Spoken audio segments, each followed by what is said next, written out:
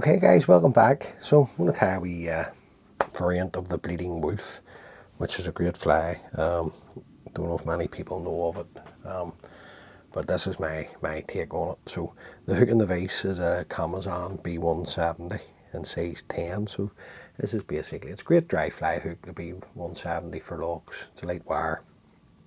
Also use it for a wet fly. I think the original pattern was tied on a B405, I think. Now the thread that I'm going to use is just a uni thread 801 black, so just any sort of plain black thread do really. So just come in at the eye of the hook, and we'll just work our thread down just until we're past the point of the hook. Now the tail is some deer hair dyed olive. So then I'm just, it's a very few fibres here, and you want this roughly over the back, just slightly longer than the body. Just come in, go to that one, and just catch it lightly, working the thread down the hook. Come in, trim weight, just clip away the waist. Into the tail, you want to add some flash, and this is the olive crinkle flash. So just work it up over those cut ends, and then just going to fold it over the shank, and then work the flash back down on the other side of the hook. And then I just want to trim this just slightly less the length of the tail. Right. And then just work your thread back up. The tail may spay out a wee bit, but that's okay. We'll sort that out in a second. So you want to work your thread probably up just a minute and about 2-3 mil of the eye. And then the wing. This is some olive deer hair and golden olive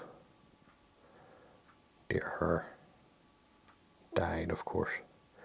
Right, I'm going to take a nice generous bunch because we're going to split the wing as you would in a double dagger. So just offer this up,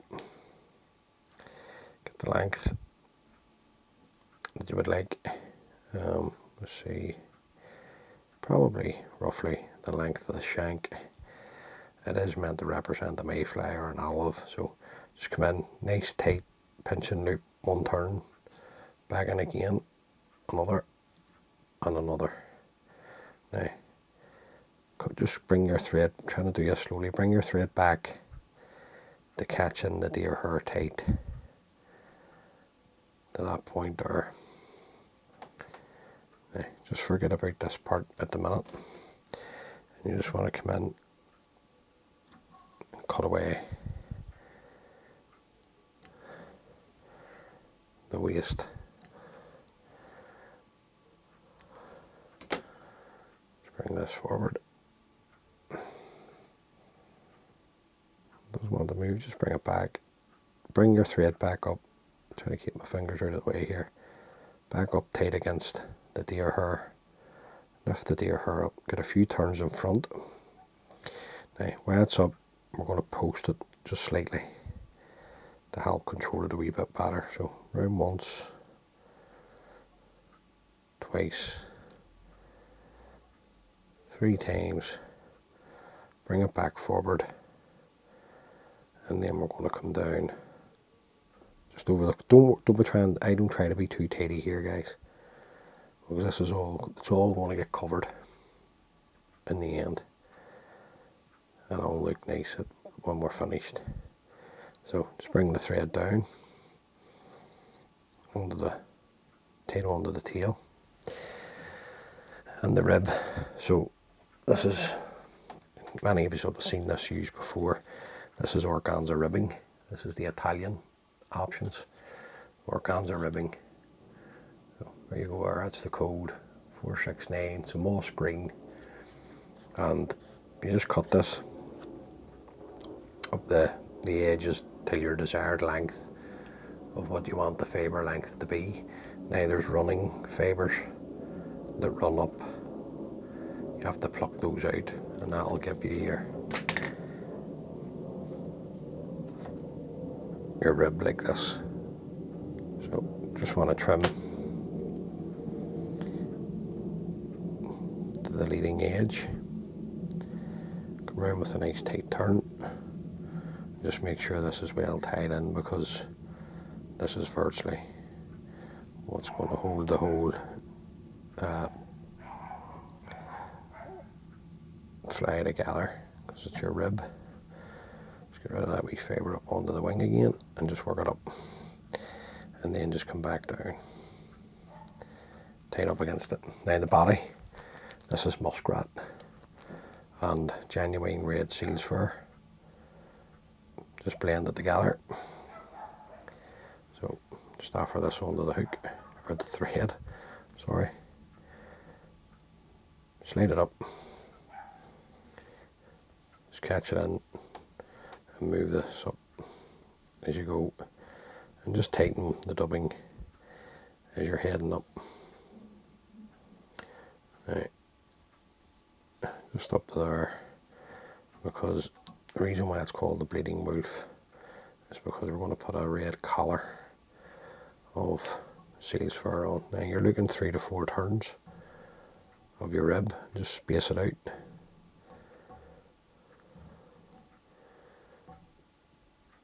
Up to this point. Follow this around with your thread and catch it in nice and tight. And then we'll come in, trim away the waste. Any wee fibres, just bring those back and just work the thread back up onto the core, or the leading edge of the organza ribbing.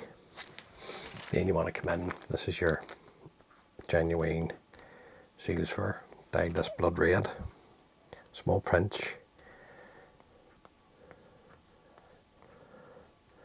Now, don't really use seal's fur anymore, but what I do have, I've a 2 kilo bag of the natural seal's fur, and then I dye that as I go along when I need it, which is not too often, to be fair.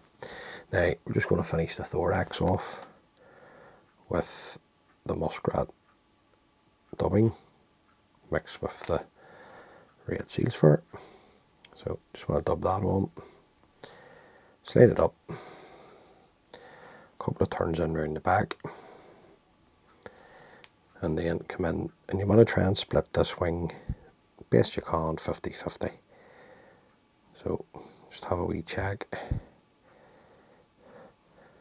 Come through with your seal's fur a couple of turns. Take the front part of the deer hair, which is leaning forward over the eye, just come in, sweep this back and bring the dubbing in front. Any wee fibres that want to go forward of the eye, just try and bring those back, and then just build up your nice head. And then we'll come in with your whip finishing tool or half hitch, whatever you like to finish with. Pull your thread tight, trim away the tang thread.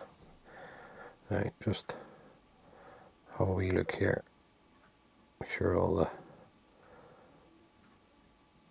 fibres are back and out of the way, and then you can come in with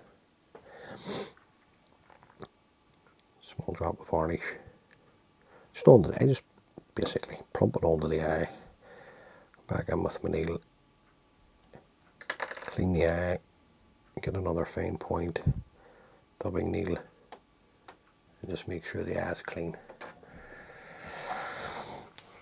And there you go, guys, that's my version of the Bleeding Wulff. Now on the original there's a hackle used at the front with the deer hair, and it's not tied. So the way we have tied this, or the way I've tied this wing tonight, this is tied in the double dacker style. We're splitting the wing like that. It's the same colour seals fur. It's muskrat and red seals fur, if my memory serves me right, that's used for the body. And the tail's just a natural, the tail's a natural deer hair rather than the dyed. But if you face it all burn, tie this up.